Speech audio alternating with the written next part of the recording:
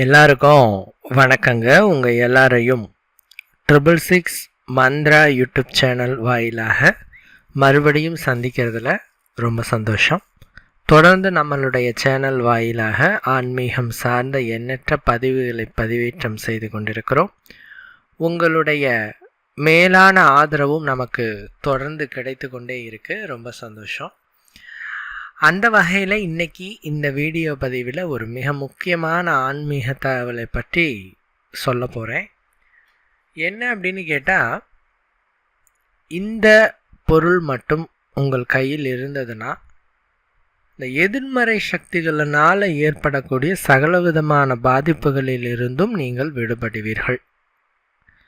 அதாவது கண் திருஷ்டி பிரச்சனை, தீய சக்திகளுடைய பிடியில் சிக்கி தவிச்சிட்டு இருக்கிறது, திருஷ்டினால் தொழில் வியாபாரங்கள் தடைபெறுறது, வாழ்க்கையில் பல வகையில் முன்னேற விடாமல் இந்த நெகட்டிவ் எனர்ஜிஸ்னால் பாதிப்படைஞ்சிட்டு இருக்கிறவங்க கட்டாயமாக இந்த பரிகாரத்தை செய்யுங்க. அதாவதுங்க, கல்லடி பட்டாலும் படலாம், கண்ணடி படக்கூடாது அப்படின்னு சொல்லுவாங்க. அந்தளவுக்கு கண்ணீருக்கு சக்தி இருக்குது. ஒருவருடைய கண் பார்வையிலிருந்து அந்த ஆற்றலானது வெளிப்படும். அந்த ஆற்றல் மற்ற மனிதனினுடைய சிந்தனையை தாக்கும். இதனால் அவனுடைய வாழ்க்கை சீர்குலையும். அவங்க பாசிட்டிவாக அதை செலுத்தினாங்கன்னா உங்கள் வாழ்க்கை மேன்மையடையும். அதே அந்த பார்வையை நெகட்டிவாக செலுத்தினாங்க அப்படின்னு சொன்னால் உங்கள் வாழ்க்கை அப்படியே கீழே போயிடும். நிறைய பேரை கண்ணெதிரில் பார்க்கறது உண்டு. நம்ம லைஃப்லையே ஏதாவது ஒரு டைம் நீங்கள் ஃபீல் பண்ணியிருப்பீங்க, நல்லா போயிட்டு இருக்கும் லைஃபு. ஏதாவது ஒரு வீடு கட்டியிருப்பீங்க, கார் வாங்கியிருப்பீங்க, நிலம் வாங்கியிருப்பீங்க. திடீர்னு ஒரு சரிவு வரும். புது கார் வாங்கியிருப்பார், ஃபோட்டோ எடுத்து ஸ்டேட்டஸாக போட்டு தள்ளுவார். 10 நாள் தான் அந்த கார் விபத்தாயிடும். இதெல்லாம் நீங்கள் அனுபவ ரீதியாக உணர்ந்திருப்பீங்க. ஒவ்வொருவருக்கும் ஒவ்வொரு விதமான அனுபவங்கள். திருஷ்டி அப்படிங்கிறது ரொம்ப ரொம்ப ஒரு மோசமான ஒரு விஷயம். இது மனுஷங்களுக்கு மட்டும் இல்லைங்க, கடவுளையே தாக்குற விஷயம். கடவுளுக்கே ஆரத்தி எடுக்கிறோம். அது ஏன்னு தெரியுமா? கடவுளுக்கு ஏன் ஆரத்தி எடுக்கிறோன்னு தெரியுமா? அம்மனுடைய திருஷ்டியை நொடிக்கு நொடி நீக்கிக்கிட்டே இருக்கும். அந்த ஆரத்தி எடுக்கிறதுனால அந்த ஆரத்தியில் அம்மனோட திருஷ்டி போயிடுது. இப்போ நம்ம அம்மனை பார்க்குறோம், அம்மனுக்கு அலங்காரம் பண்ணியிருப்பாங்க. அப்படியே அவளை பார்த்த உடனே அப்படியே பூரிச்சு போய் அவளுக்கு நம்மளையே அறியாமல் கண்ணார போட்டுருவோம். அதனால் அந்த தாய் அந்த கண்ணார அடையக்கூடாது அப்படிங்கிறதுக்காக கொஞ்சம் நேரத்துக்கு ஒரு தடியாக தீப ஆராதனை காட்டிக்கிட்டே இருப்பாங்க. ஸோ கடவுளையே விட்டு வைக்காது இந்த கண் திருஷ்டி. அதனால் திருஷ்டி அப்படிங்கிறது ரொம்ப ஒரு இம்பார்ட்டண்டான விஷயமாக எடுத்துக்கோங்க. லேசாக எடுத்துக்காதீங்க. பிகாஸ் திருஷ்டினால் வீழ்ந்தவங்க எனக்கு தெரிஞ்சு ரொம்ப பேர் இருக்கிறாங்க. இந்த திருஷ்டி அப்படிங்கிற விஷயத்துலேருந்து நீங்கணும் அப்படின்னா சில விஷயங்களை கையாளணும். நான் ஆரம்பத்துலேருந்தே இந்த திருஷ்டிக்காக பல விஷயங்கள் சொல்லிகிட்டு இருக்கிறேன். அதில் ஒன்று தான் பார்த்தீங்கன்னா, உப்பு மிளகாய் சுற்றி போடுறது. ஒரு 4 மிளகாய், கொஞ்சமாக உப்பு, மண் பார்த்தீங்கன்னா, அதாவது தெரு மண் கொஞ்சமாக எடுத்துக்கணும். எடுத்துட்டு எல்லாரையும் வெளியே உட்கார வச்சுட்டு கிழக்கு பார்த்தபடி அவங்க தலையை வலது பக்கமாக 3 முறை, இடது பக்கமாக 3 முறை சுற்றிட்டு நெருப்பில் போட்டுடணும். இது ஒரு வகையான திருஷ்டி கழிக்கும் முறை. இது ஒன்றாச்சுங்களா? 2வது பார்த்தீங்கன்னா, எலுமிச்சை பழம் சுற்றி போடுறது. ஒரு எலுமிச்சை கனி அப்படிங்கிறது 3 கோழி பலிகளுக்கு சமம், அதாவது சேவல் பலிக்கு சமம். 3 சேவலை பலி கொடுக்கறதுக்கு சமம் ஒரு எலுமிச்சை கனியை அறுத்து போடுறது. ஸோ ஞாயிற்றுக்கிழமை நாட்கள், அமாவாசை நாட்களில் நல்லா கனிந்த ஒரு எலுமிச்சை பழமாக எடுத்துட்டு அறுத்துட்டு குங்குமம் தடவிட்டு சுற்றி போடுறது.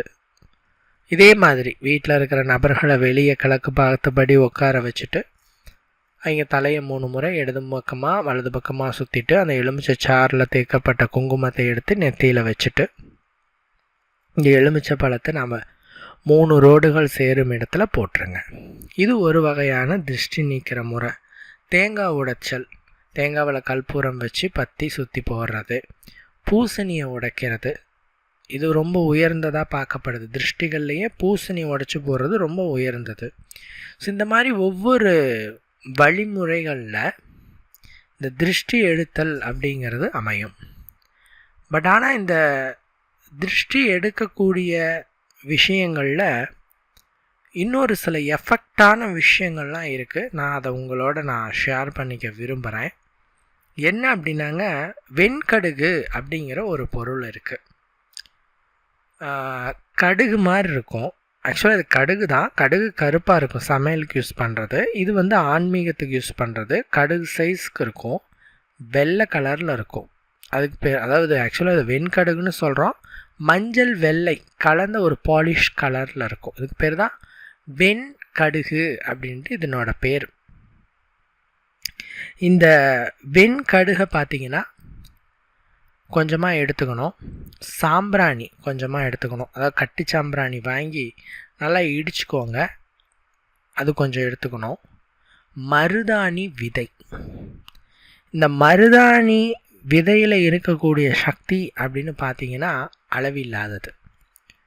குப்பையில் இருப்பவனையும் கோபுரத்தில் அமர வைக்கக்கூடிய சக்தி மருதாணி விதைகளுக்கு இருக்குது. இந்த மருதாணி விதைகளை பற்றி சொல்ல வேண்டுமென்றால், லக்ஷ்மி வாசம் செய்கிற ஒரு பொருள். திருஷ்டியையும் நெகட்டிவ் எனர்ஜிஸையும் அடியோடு விரட்டி அடுக்கக்கூடிய ஒரு பொருள் இந்த மருதாணி விதை. மருதாணி விதை நீங்கள் நாட்டு மருந்து கடையிலையும் வாங்கிக்கலாம். உங்கள்கிட்ட செடி இருக்குது, அதாவது மரமாக இருக்கிற செடியில் தான் விதை வரும். நார்மலாக சின்ன செடியில் பூ என்ன கிடைக்கும், விதை விடணும் அப்படின்னா நல்லா பெருசு வளர்ந்து இருக்கணும், மரமாக இருக்கணும். ஸோ அப்படி இருக்கிறச்ச அதுலேருந்து விதைகளை நீங்கள் பறித்து வச்சுக்கணும். அது இந்த சாம்பிராணியோட கலந்துக்கோங்க. வெண்கடுகு, மருதாணி விதை, சாம்பிராணி ஆகியவற்றோடு மிக்ஸ் பண்ணிவிட்டு இதை தூபம் போடணும்.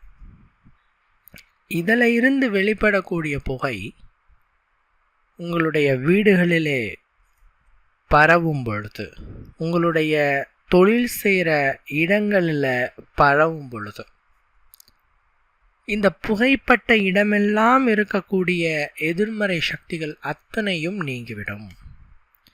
இது பேர் பார்த்தீங்கன்னா வசிய தூபம் அப்படின்ட்டு இதுக்கு பேர். என்ன சொல்லணும்னா தனவசிய தூபம் அப்படின்ட்டு பேர். இதில் சேர்க்குற இந்த வெண்கடுகு அப்படிங்கிறது பைரவ கணங்கள்.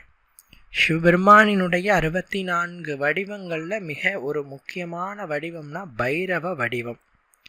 பைரவரில் நிறைய வகைகள் இருக்கிறாங்க. கால பைரவர், உன்மத்த பைரவர், சண்ட பைரவர், சொரண ஆக்ருஷ்ண பைரவர் அப்படின்ட்டு ஏகப்பட்ட பைரவர்கள் இருக்கிறாங்க. இதில் நம்ம சேனலில் சொரணாகிருஷ்ண பைரவரை பற்றி நிறைய விஷயங்களை நம்ம சொல்லியிருக்கோம். பிகாஸ் மகாலட்சுமி தேவிக்கு செல்வங்களை அளிப்பவர் அப்படின்னு பார்த்தா அது சொரணாகிருஷ்ண பைரவர் தான். சொரணாகிருஷ்ண பைரவர்கிட்ட இருந்து தான் சகலவிதமான செல்வங்களும் லக்ஷ்மிக்கே போய் சேருது. என்ன சொல்லணும்னா, தேய்பிறை அஷ்டமி ராகு கால நேரத்தில் சொரணாகிருஷ்ண பைரவர் இடத்தில் இருந்து லக்ஷ்மி தேவி செல்வங்களை பெறுகிறாள் அப்படின்னு சொல்லுது சாஸ்திரம். இப்படி அந்த தேவிக்கே, செல்வங்களின் கடவுள் என்று சொல்கிற லக்ஷ்மி தேவிக்கே அந்த பணத்தை, செல்வத்தை கொடுக்கக்கூடியவர் யார் அப்படின்னு பார்த்தா பைரவர் தான். ஸோ பைரவரோட மூலிகை எதுன்னு பார்த்தா வெண்கடுகு. பைரவ மூலிகை அப்படின்ட்டு இந்த வெண்கடுகை சொல்கிறோம். இந்த வெண்கடுகை பார்த்தீங்கன்னாங்க, நார்மலாக வீட்டில் பூஜை அறையில் ஒரு வெள்ளை துணியில் கட்டி வைக்கிறது, பீரோவில் வைக்கிறது, 4 மூலைகளுக்கும் கொஞ்சம் கொஞ்சம் போடுறது, இந்த மாதிரி விஷயங்களை நீங்கள் செய்கிறதுனால பைரவ கணங்கள் உங்களோட வீட்டுக்கு காவலாக எப்போதும் இருக்கும். உங்கள் வீட்டுக்குள்ளே வரக்கூடிய நெகட்டிவ் வைப்ரேஷன்ஸை, அந்த எதிர்மறை சக்திகளை வரவிடாமல் தடுத்து நிறுத்தும். உங்கள் வீட்டையே ஒரு கவசம் போல பைரவ கணங்கள் காப்பார்கள். குறிப்பாக குழந்தை இருக்கிற வீட்டுக்கு, இப்போ சாஸ்திரம் எங்களுக்கு குழந்தை பிறந்திருக்கு, பாப்பா வந்து அழுதுகிட்டே இருக்கா, பாப்பா நலுங்கி நலுங்கி விழுந்துட்டே இருக்கா, பயந்துட்டு இருக்கா, இரவில் தூங்குறதில்ல அப்படின்னு சொல்கிறவங்கன்னா ஒரு முறை பார்த்தீங்கன்னா சிரமம் பார்க்காம இந்த வெண்கடுகு, மருதாணி விதை, சாம்பிராணி இதை மிக்ஸ் பண்ணி புகை போட்டு பாருங்கள். உங்கள் பாப்பா அழமாட்டா, வாந்தி வகுத்தால பயந்து வளருது, இந்த மாதிரி பிரச்சனைலாம் வரவே வராது. குழந்தைகள் இருக்கும் வீட்டிலே சாம்பிராணி புகையாகப்பட்டது வாரத்துக்கு செவ்வாய் வெள்ளிக்கிழமைகளில் தவறாமல் போடணும். ஞாயிற்றுக்கிழமைகளில் கட்டாயம் சாம்பிராணி புகை போட்டு திருஷ்டி எடுக்கணும். திருஷ்டி எடுக்க உரிய நாள் வந்து ஞாயிற்றுக்கிழமை. ஏன்னா பல பேர் கேட்பாங்க எந்த நாள் நீங்கள் திருஷ்டி எடுக்கலாம் அப்படின்ட்டு. ஞாயிற்றுக்கிழமையில் திருஷ்டி எடுக்கணும், அமாவாசைகளில் திருஷ்டி எடுக்கணும். அதே மாதிரி வந்து சாம்பிராணி போடணும் சின்ன குழந்தைங்க இருக்கிற வீட்டுக்கு. ஏன்னா அவங்க வந்து சீக்கிரமாக அதிர்வலைகளுக்கு ஆளாகிடுவாங்க. அதாவது ஒரு விஷயத்த நல்லா தெரிஞ்சுக்கோங்க, இந்த பேய் பிடிக்குது அப்படின்னு சொல்லிட்டு சில பேர் ஆடுவாங்க, பார்த்துருக்கீங்களா கோயிலில். இன்னொரு தரப்பால் சொல்லுவாங்க பேயெல்லாம் பொய்ங்க அப்படிம்பாங்க. ஏன்னா அவங்களுக்கு பேய் பிடிக்காதுங்கிற ஒரு மன உறுதியாக இருக்கலாம், இல்லை பேய் இல்லைங்கிற மன உறுதியாக இருக்கலாம், பேயை நம்பாதவங்களாக இருக்கலாம். இப்படி ஏதோ ஒரு வகையில் அந்த பேயை எதிர்க்கக்கூடிய மன வலிமையை அவர்கள் உருவாக்கிக்கிட்டாங்க. அதனால் உண்மையாகவே பேய் இந்த உலகத்தில் இருந்தாலும் கூட அது உங்ககிட்ட வராது. ஏன்னா உங்களோட மன ஆற்றலே அது வந்தாலும் அடித்து துரத்தி விட்டுடும். இப்போ இன்னொரு நபர் இருக்காங்க, அவங்க பேயை வந்து ரொம்ப தீர்க்கமாக நம்புகிறாங்க, அவங்களுக்கு மன வலிமையும் இல்லை, எதுக்கு எடுத்தாலும் பயந்துட்டு இருக்காங்க, எதுக்கு எடுத்தாலும் திடுக்குன்னு விழறாங்க, இது இல்லாமல் பேயை பற்றின பயம். இப்படி இருக்கிறவங்கள பேய் உடனடியாக பிடித்து கொள்ளும். இப்போ பேய் இருக்கிறது உண்மையா பொய்யா அப்படின்னு கேட்டால், பேய் என்பது உண்மை என்று நான் சொல்லலை, சித்தர்களே அதை பற்றின குறிப்புகள்லாம் எழுதியிருக்காங்க. பேயை விரட்டுறது எப்படி, பில்லி சூனியம் ஏவல் அட்ட கர்ம வித்தைகளில் இதெல்லாம் இருக்குது. அதர்வன வேதம் ஃபுல்லாக ஒருத்தனை எப்படி நாசம் செய்யணுங்கிறத குறிப்புகள் எல்லாம் இருக்குது, சரிங்களா? ஆனால் மக்கள் நலன் கருதி அதர்வன வேதத்தில் பார்த்தீங்கன்னா என்ன சொல்லப்போனால் அதர்வன வேதமே இல்லைங்கிற அளவுக்கு சித்தர்கள் மறைச்சி வச்சாங்க. அதை பற்றி யாருக்கும் வெளிப்படுத்தலை. சில தெய்வங்களோட வழிபாடுகளை மட்டும்தான் சூட்சகமாக சொல்லி வச்சாங்க. பிருத்தியங்கரா தேவி, காளி, வாராகி, இந்த தெய்வங்கள் இவங்கெல்லாம் பார்த்தீங்கன்னா அதர்வன தேவதைகள். இவங்கள வச்சு நல்லதையும் செய்ய முடியும், கெட்டதையும் செய்ய முடியும்.